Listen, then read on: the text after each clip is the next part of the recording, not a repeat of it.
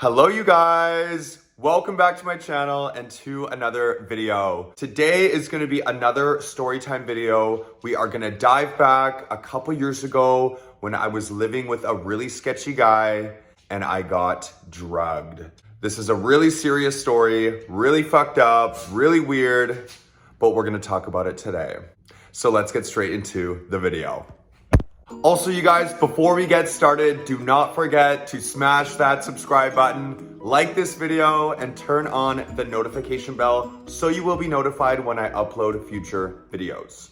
Okay, you guys, so this story begins back in 2016 when I was 24 years old. At the time, I was living with a couple of friends of mine, but it came time that they decided to move out. A couple months before they had moved out, I met this guy on Craigslist, and this is back when Craigslist was doing a section that you could look for hookups and things like that. So yes, sometimes when I was really single and really bored, I would browse those postings. You never know who you can meet. There can be some really cool people, even if it's from Craigslist. So I replied to an ad to this guy and we ended up meeting up. He turned out to be pretty cool.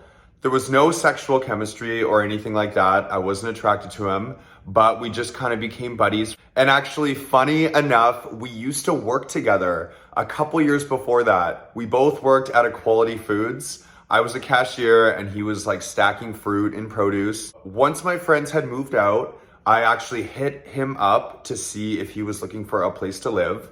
And he said he was. He moved on in, brought all of his stuff. And for the first little while, it was actually really cool. But shortly after that, he made it clear that he was a really sketchy dude. Sketchy enough that he stole the neighbor's spare tire that was sitting in her garage and put it in the back seat of his car. And we're talking like our neighbor as in like the other side of the duplex. So we're in the same house. He goes over to their garage, steals a tire, and puts it in the back seat of his car with all the windows. So they saw her tire in the back of his car and they called the cops, of course. Cops came, he had to give the tire back. It was actually really funny to see. Dumb criminal much. He was also really sketchy in the way that he would like pace around in the middle of the night.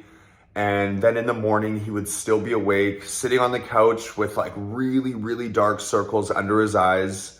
So it became really clear really quickly that he was into doing more heavy drugs. He kept it to himself enough that it was still sort of okay living with him. Like he never used in front of me. He never pushed it on me. He was never like super high, just like in the living room. He always kept it to himself. And about a month after living together, he told me he got some tickets to go to a hockey game in the city. I was totally down. I love to go on trips and go hang out and see different things. And I had never been to a hockey game before, so I was totally into it. He told me he also had to go pick up a big stash of drugs from the city.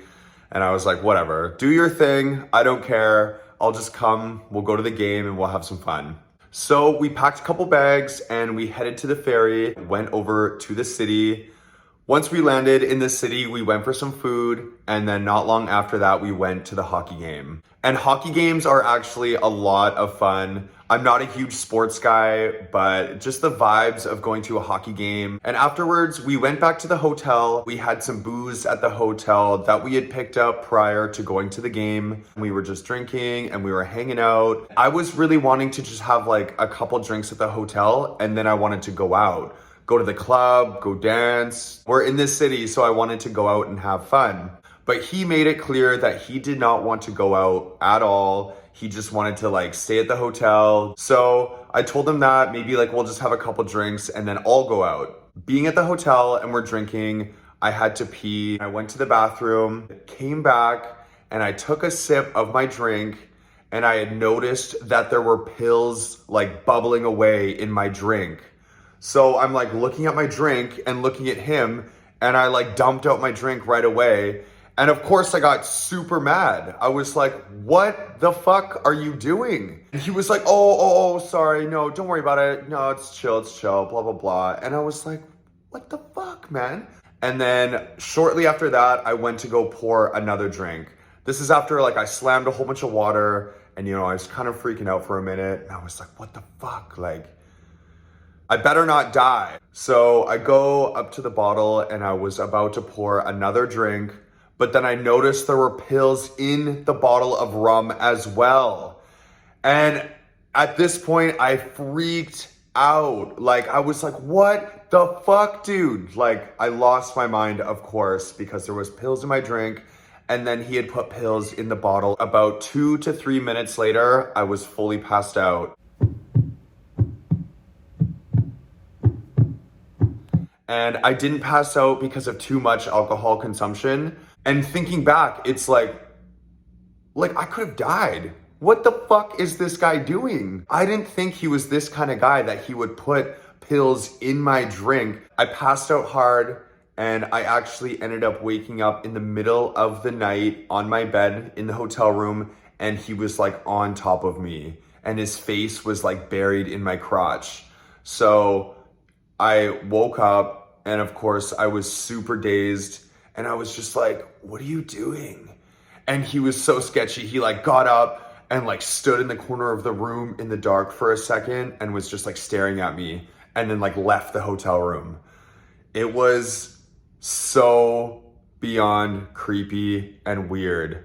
Like I never thought in a million years that this guy would do that to me, but apparently he did. So the next day we got up and we left the hotel and I told him that when we get back to the city, he has to move out for obvious reasons. So once we got back home, he started packing and within a few days, he was fully moved out.